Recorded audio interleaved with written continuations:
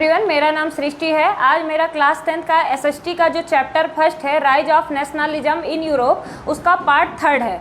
हम लोग first part में देख चुके थे कि नेशनलिज्म क्या होता है और उसके बारे में पूरा डिस्कस किए थे। आज यहाँ पर हम लोग पढ़ने वाले हैं इम्पॉर्टेंट कैरेक्टरिस्टिक, मतलब कुछ ऐसे लोग जिनका नेशनलिज्म पे भी क्या पड़ा, काफ़ी इम्पैक्ट पड़ा है। अब देखिए उसमें पहला कैरेक्टर ये आता है फ्रेडरिक शूरियो। अब फ्रेडरिक शूरियो कौन थे, तो देखिए यहाँ पे लिखा गया है a French artist who visualized has a dream of world make up democratic and social republic। देखिए इन्होंने जो ये थे फ्रेडरिक शूरियो, उन्होंने एक पेंटिंग बनाया। कब बनाया? 1848 में, 1848 में इन्होंने क्या बनाया, एक पेंटिंग बनाया। उस पेंटिंग में इन्होंने एक ड्रीम देखा। उस पेंटिंग में इन्होंने क्या देखा, एक ड्रीम देखा कि हमारा जो कंट्री है किस तरह से होना चाहिए, किस तरह से होना चाहिए। और वहाँ पर क्या चल रहा था, आप लोगों ने देखा था कि वहाँ पर क्या था, ऑटोक्रेसी था, यानी कि डेमोक्रेटिक कंट्री नहीं था जिसका डिमांड हो रहा था वहाँ पर। और वहाँ पर इन्होंने एक सपना देखा, अगर ऐसा हमें नेशनलिज्म वहाँ पर होता है तो हमारी कंट्री कैसी होगी। तो उस तस्वीर में उन्होंने पूरा दिखाया है कि ऊपर से आसमान से जो भगवान है हमें ब्लेसिंग दे रहे हैं, जैसे जीसस हैं हमें, और जो एंजल्स हैं वो सारे लोग हमें क्या कर रहे हैं, ब्लेसिंग दे रहे हैं, आशीर्वाद दे रहे हैं। और वहाँ पे जो यूरोप और अमेरिका के लोग थे, उन लोगों के सभी लोग एक साथ मिलकर मार्च कर रहे हैं, मतलब एक रैली निकल रही है और भगवान क्या कर रहे हैं, ब्लेसिंग दे रहे हैं। और जो राजा का रूल था, राजा का रूल है, सब कुछ क्या हो गया है, ख़त्म हो चुका है। तो इन्होंने एक ऐसा सपना देखा था, ऐसी पेंटिंग बनाई थी कि उसका नेशनलिज्म पे भी काफ़ी ज़्यादा इम्पैक्ट पड़ा। अब उसके बाद देखिए यहाँ पर सेकंड आता है नेपोलियन बोनापार्ट, जिसके बारे में हम लोगों ने पिछले ही वीडियो में डिस्कस किया है। नेपोलियन कौन था? डिक्टेटर था, तानाशाह था, जिसने क्या किया था, डिमोलिश डेमोक्रेसी को ही ख़त्म कर दिया था एक तरीके से। तो ये थे नेपोलियन बोनापार्ट, और जिनका क्या हुआ था, बैटल ऑफ वाटरलू में इनको हार मिली थी। अब उसके बाद देखिए तीसरा कैरेक्टर क्या है, लुइस फिलिप कौन था? He was made the constitutional monarch of the France after July revolution. देखिए जुलाई की जो क्रांति हुई थी, इन्होंने क्या बनाया था, कॉन्स्टिट्यूशनल मोनार्क बनाया था, कॉन्स्टिट्यूशनल संवैधानिक मोनार्क बनाया था, जिसमें क्या थे, जो पावर थे मोनार्क के, वो भी पावर क्या थे, लिमिटेड थे। ऐसा नहीं था कि आप उसे काफ़ी ज़्यादा में यूज करें, नहीं, उनके भी पावर क्या थे, लिमिटेड थे। तो वो कौन थे? लुइस फिलिप थे। उसके बाद तीसरा देखेंगे, देखिए यहाँ पे क्या लिखा गया है, कैसियर विलियम कौन थे? कैसियर विलियम देखिए, he was proclaimed German emperor after unification 1871 में। ये जर्मन के सम्राट बनाए गए थे, जर्मनी के क्या बनाए गए थे, सम्राट बनाए गए थे। और उसके बाद देखेंगे ये कौन है, जिसिप्पी मेजनी। देखिए ये सबसे इंपॉर्टेंट कैरेक्टर ये नीचे वाले हैं। ये कौन है, Giuseppe Mazzini. Establishment of the young Italy को बनाने में इनका योगदान सबसे ज़्यादा रहा है। और इनको क्या देखिए बोला जाता है, सोल ऑफ इटली। आपसे क्वेश्चन ऐसे पूछा जाएगा कि which character called soul of Italy, soul of Italy किस कैरेक्टर को बोला जाता है, तो उनका नाम था जिसिप्पी मेजनी को सोल ऑफ इटली, यानी कि इटली की आत्मा बोला जाता है, इटली की आत्मा बोला जाता है। अब उसके बाद देखिए ये क्या है, जिसिप्पी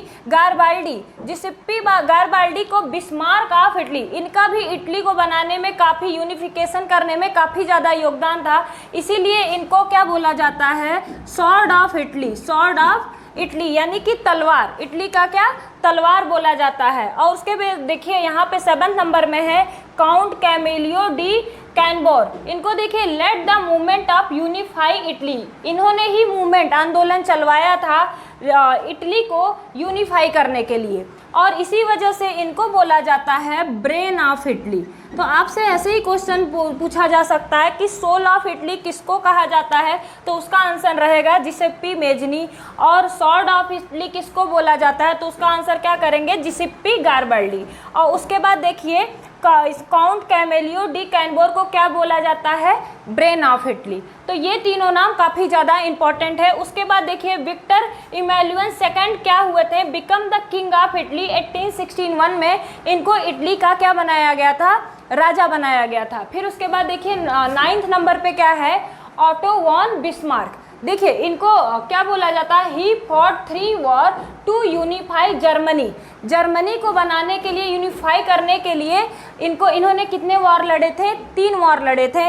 इसीलिए इनको क्या बोला जाता है, master mind of Germany, master mind of Germany को यूनिफाई करने में, इसीलिए इनको क्या बोला जाता है, मास्टर माइंड। उसके बाद देखिए यहाँ पर एक क्वेश्चन है, romantic imagination and national feelings क्या है। यानी क्वेश्चन ये भी पूछ सकता है कि रोमांटिसिज्म किसे कहते हैं, रोमांटिसिज्म किसे कहते हैं। तो देखिए अगर ऐसा क्वेश्चन आता है तो कैसे आंसर करेंगे। देखिए nationalism did not come about only through the war. जो नेशनलिज्म है वो केवल लड़ाई से ही नहीं आती है। किससे नहीं आती है, लड़ाई से नहीं आती है। एंड टेरिटोरियल एक्सपेंशन से ही नेशनलिज्म आपकी नहीं आती है। But the culture, language, literature, music, art and the painting also played the important role to contribute to express and shape the feeling of the nationalism. मतलब कहने का यही मतलब है कि जो रोमांटिसिज्म है ये क्या था पहले, रोमांटिसिज्म, रोमांटिक इमेजिनेशन क्या था। देखिए यहाँ पर यही है कि जो नेशनलिज्म है केवल लड़ाई से ही नहीं आती है। तो कैसे कि आप अपने कल्चर, अपने लैंग्वेज और इन सब चीज़ों से भी क्या कर सकते हैं, नेशनलिज्म को फैला सकते हैं। देश प्रेम में ऐसा ज़रूरी नहीं है कि केवल लड़ाई ही हो, लड़ाई कोई ऑप्शन नहीं होता है नेशनलिज्म के लिए।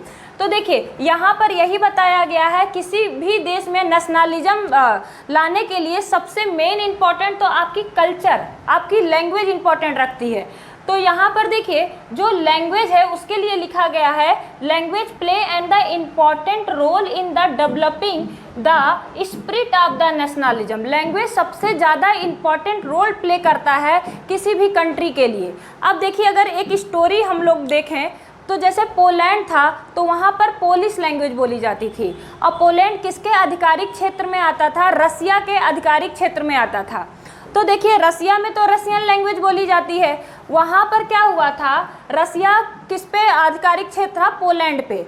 तो वहाँ पर पोलैंड में जो पोलिश लैंग्वेज बोली जाती थी, रसिया ने क्या किया, वहाँ पर इम्प्लीमेंट कर दिया अपनी लैंग्वेज, रसियन लैंग्वेज। लोगों पर दबाव डाला गया कि वो कौन सी लैंग्वेज बोलेंगे, रसियन लैंग्वेज। मतलब उस देश के साथ क्या हुआ, उनकी खुद की लैंग्वेज छीन ली गई, उनकी खुद की भाषा जो मातृभाषा थी वो भी रसिया ने क्या किया, छीन लिया और अपनी रसियन लैंग्वेज को इम्प्लीमेंट कर दिया। तो वहाँ पर 1831 में क्या हुआ, रिवॉल्ट हुआ, रिवॉल्यूशन हो गया। लेकिन वहाँ पर क्या हुआ, रसिया की जीत हुई और पोलैंड की क्या हुई, हार हुई। लोगों को मजबूर किया गया रसियन लैंग्वेज बोलने के लिए।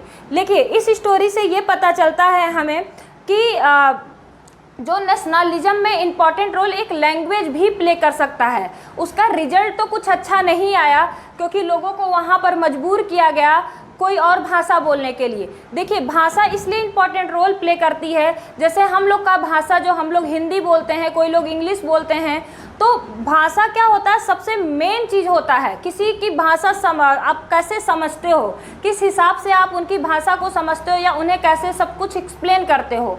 और आप वहाँ पे ज़बरदस्ती का अपना लैंग्वेज बोलने के लिए बोल रहे हो, वो उन भाषा को समझते ही नहीं थे।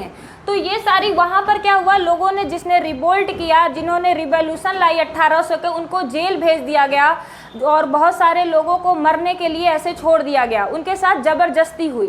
तो ये यहाँ पे समझ में आता है कि जो लैंग्वेज है वो भी इम्पॉर्टेंट रोल प्ले कर सकता है एक नेशनलिज्म में। तो वहाँ पर बहुत सारे ऐसे भी, देखिए रोमांटिसिज्म में ऐसे भी बहुत सारे आर्टिस्ट आए जिन्होंने बोला कि लड़ाई ही एकमात्र हथियार नहीं है नेशनलिज्म लाने के लिए।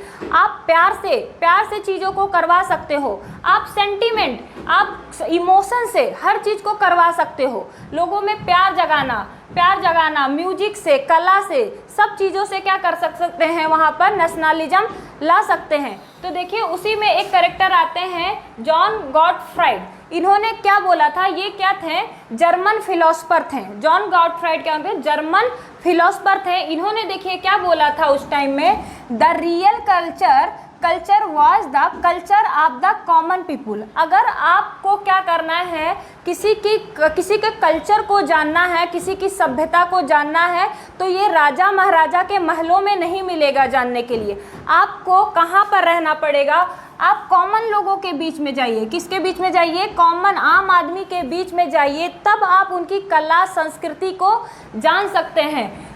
Culture is the true spirit. Culture क्या होता है? True spirit of the nation. किसी भी नेशन के लिए कल्चर ही क्या होता है? एक ट्रू स्पिरिट होता है।